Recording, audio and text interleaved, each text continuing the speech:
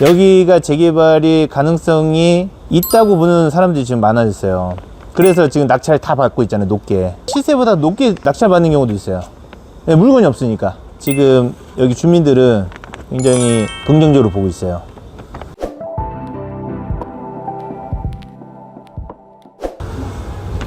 안녕하세요. 예, 안녕하십니까. 네. 자, 오늘 물건 2024 타경 6090. 6090. 네, 자, 이 건물입니다. 오래돼 보이죠? 여기가 전농동 동대문구. 네, 전농동인데 여기 온 이유가 요새 대출 돼요, 안 돼요? 다주택자들. 안 되지. 근데 이건 대출이 가능해요. 오. 한 70%에서 80%까지 가능한데, 이유가 상가예요, 상가. 이제 청량역 재개발 지역이에요. 이쪽이 다 신통으로 돼서 이제 재개발 지역인데, 원래 여기에 빌라를 사거나 뭐 단독주택을 사거나 집을 샀을 때는 실거주를 분명히 해야 돼요. 토지거래 허가구역이기 때문에. 근데 상가는 전혀 상관이 없죠. 대출도 나오지 실입주도 안 해도 되지. 그래서 그런 장점이 있고, 지금 이쪽이 상가라든가 이런 다가구 한번 돌아봐 주세요. 저기 현수막 하나 붙인 거 있죠. 여기가 이제 다가구인데, 이런 다가구는 재개발을 반대를 해요. 조그만 지분 있는 빌라들은 재개발을 찬성하고, 여기 같은 경우는 지하는 상가예요. 지하는 상가이다 보니까 일반 상가들이나 다가구는 반대를 해도 여기 지하 상가 같은 경우는 찬성을 하는 게 맞겠죠.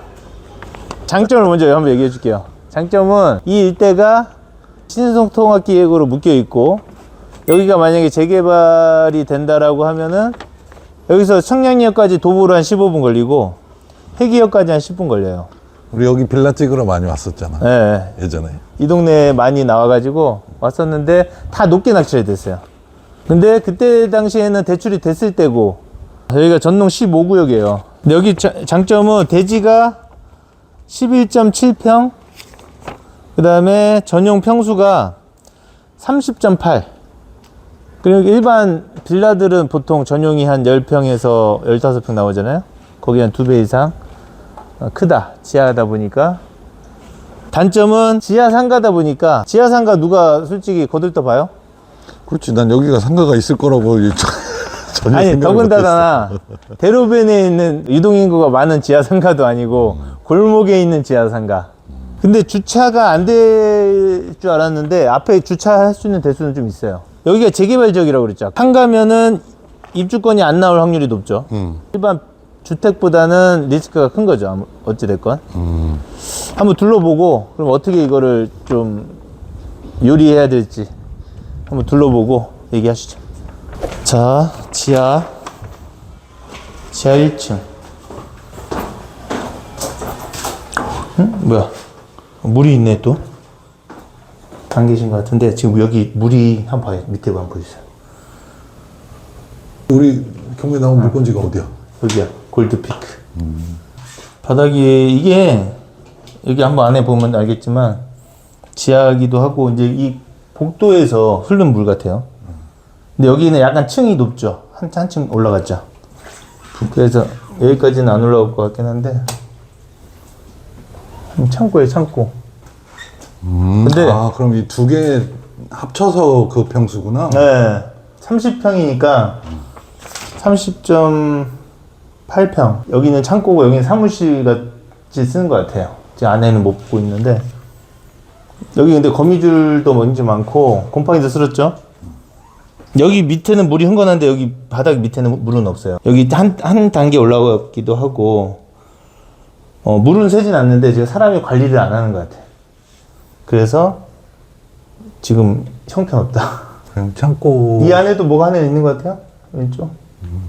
방 같은 게 하나 있네. 둘러봤는데 네네. 생각보다 곰팡이도 많고 네. 물기도 많고 습하고 네.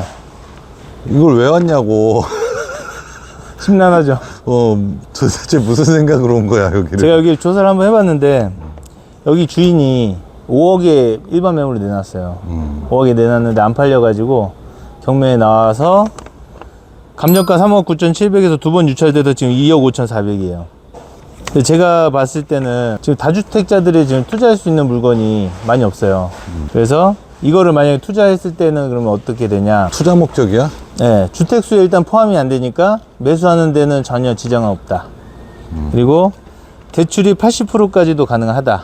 감정가에서 많이 떨어졌으니까 낙찰가에 80%. 최저가에 만약 낙찰 받는다라고 하면 한 2억 정도 대출을 받고 내 돈 한 5천에서 6천 정도 투자가 돼요.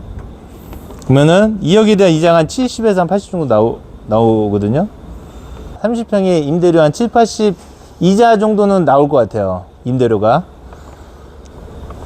그래서 그 세이브가 되죠. 그러니까 이자 걱정은 크게 안 해도 되고. 전농 15구역이 예전에 진행됐다가 한번 무산이 됐어요. 무산이 됐다가 다시 추진위원장이 굉장히 추진을 지금 빨리 하고 있거든요. 그러면 지하 상가를 나중에 만약에 재개발이 됐을 때 그럼 지하 상가가 어떻게 되냐. 자, 분양권을 받을 수 있냐 없냐를 한번 따져볼게요. 분양권을 받으려면, 상가가 분양권을 받으려면 조합원한테 나오는 아파트의 최소 분양가가 있어요. 최소 분양가가 예를 들어서 만약에 5억이다. 최소 분양가가 5억인데 여기 평가 금액이 5억 이상이면은 분양권이 나와요. 여기 평가 금액이 만약에 한 5억, 최소 분양가보다, 아파트 조합원 분양가, 최소 분양가보다 평가 금액이 높으면은 아파트 분양권이 나온다. 상가도. 그러니까 나올지 안 나올지 모르죠, 아직. 자잘한 상가들이 굉장히 많아요, 이쪽에. 제 생각에는 그런 상가들이 다 반대를 한다고 하면, 동의를 안 한다고 하면 동의율 75%를 받아야 되거든요. 다 반대를 한다고 하면은 여기 재개발이 진행될 수가 없어요. 그러다 보니까 추진위원장은 상가들 동의를 얻기 위해서 분양권을 줬으면 좋겠다. 그런 생각이 있더라고요. 그 대신 보통 25평, 30평, 40평대 아파트를 많이 만드는 게 아니고 이런 상가들 아파트를 주기 위해서 10평대 소형 아파트를 많이 지으려고 해요, 지금. 여기에. 그 다음에 만약에 이도 저도 안 됐다. 아파트도 안 나와. 그 다음에 나중에 재개발 됐을 때 뭐 현금 청산 당할 수밖에 없잖아요. 근데 현금 청산이 아니라 상가기 때문에 상가가 나오거든요. 근데 상가가 나오는데 상가도 예를 들어서 요새 아파트 지을 때 신도시 같은 경우는 상가를 많이 만들잖아요. 그런 상가 하나 갖고 있으면 크게 의미는 없어요. 근데 여기는 아파트가 비싸지 상가 이런 입지가 안 좋은 상가는 크게 의미가 없거든요. 그래서 아파트를 많이 만들고 상가는 굉장히 작게 만들려고 계획을 하고 있어요. 근데 그런 상가가 대로변에 있는 상가가 몇 개 안 되는 상가를 내가 하나 갖고 있다. 그런 분양권이 나온다. 그러면은 그건 희소 가치가 있는 거죠. 상가라고 해도 그 자체로도 가치가 있으니까. 좀 다르게 보이는데 갑자기? 아까 보고선 여길 왜 왔나 그랬는데. 그래서 제가 봤을 때는 이 지역에 만약에 재개발이 아예 무산이 될 것 같고 추진이 안 되고 계속 지지부진하고 그렇다라고 하면은 이건 할 필요 없어요. 한 번, 두 번 더 유찰돼도 솔직히 크게 의미는 없는데 여기가 재개발이 가능성이 있다고 보는 사람들이 지금 많아졌어요. 그래서 지금 낙찰 다 받고 있잖아요, 높게. 주변의 빌라들은 시세보다 높게 낙찰 받는 경우도 있어요. 네, 물건이 없으니까.